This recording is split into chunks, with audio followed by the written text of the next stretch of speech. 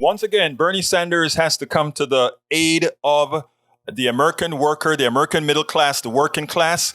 As you know, we discussed yesterday that the Congress and the president had already agreed that they are going to pass legislation, or tentatively agreed that they're going to pass legislation to impose a previous contract on the railway workers, which left them with absolutely no sick leave at all. They had no paid sick leave at all. They wanted 15 days. They brought it all the way down to 4 days. And guess what?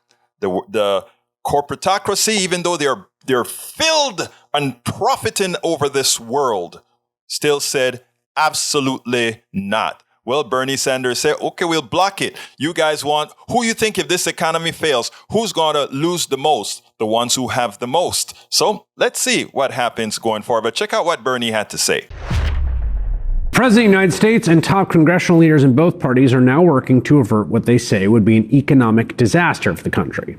A strike by the more than 100,000 workers on American railroads. Yesterday, Joe Biden called for Congress to immediately pass legislation which would impose a tentative agreement that some of the rail worker unions have already rejected. A deal which would leave paid sick leave, which they've been asking for a while, off the table. Biden, in defending his decision, says, quote, "Let me be clear, a rail shutdown would devastate our economy. Without freight rail, many U.S. industries would shut down. My economic advisors report that as many as 765,000 Americans, many union workers themselves, could be put out of work in the first 2 weeks alone. Communities could lose access to chemicals necessary to ensure clean drinking water. Farms and ranches across the country could be unable to feed their livestock."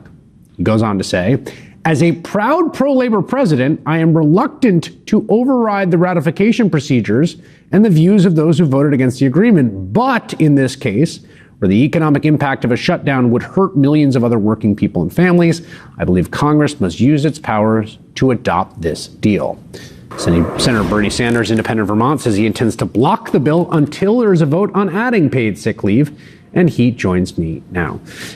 Senator, first off, what powers does the Senate have, Congress have, in terms of this deal? Could you just put paid sick leave into the deal? Can you mandate paid sick leave as a matter of just a congressional law?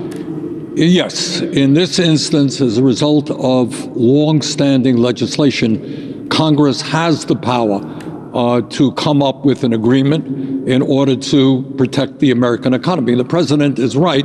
The economy would be hurt by a strike. I don't know that anybody wants to see a strike. But here is the bottom line. The bottom line is that the American people and workers throughout this country are profoundly disgusted by the kind of corporate greed that we are seeing. Everybody knows billionaires are getting richer, working people are struggling, corporate profits are at an all-time high, and they're raising prices to make goods unaffordable for ordinary Americans. That's the overall reality.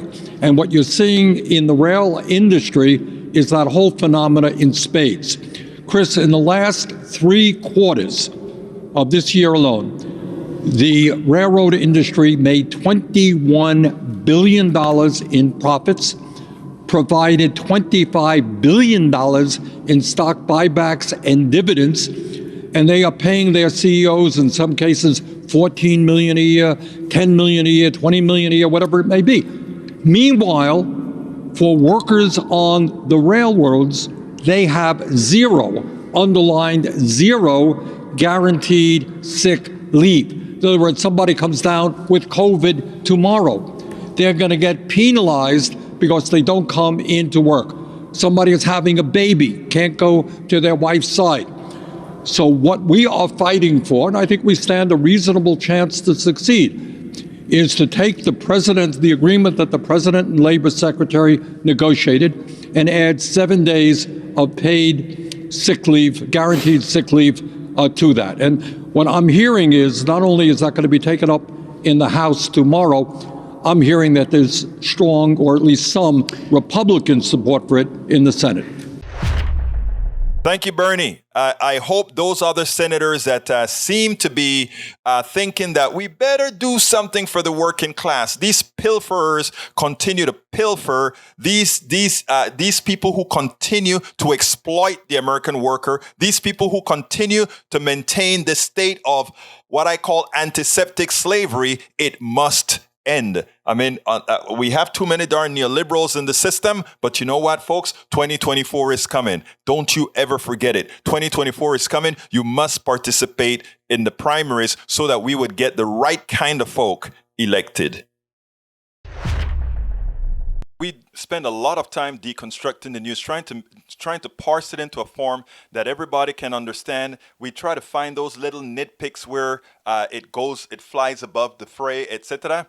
If you really like these videos that we do, I want to ask a big favor. Please go ahead. Number one, subscribe to our channel. And number two, please join if you can. Thank you so kindly for watching. Keep watching. Please remember to share. We must populate the entire internet with our progressive message, a message that we know is what most Americans say that they want. So help us, please join.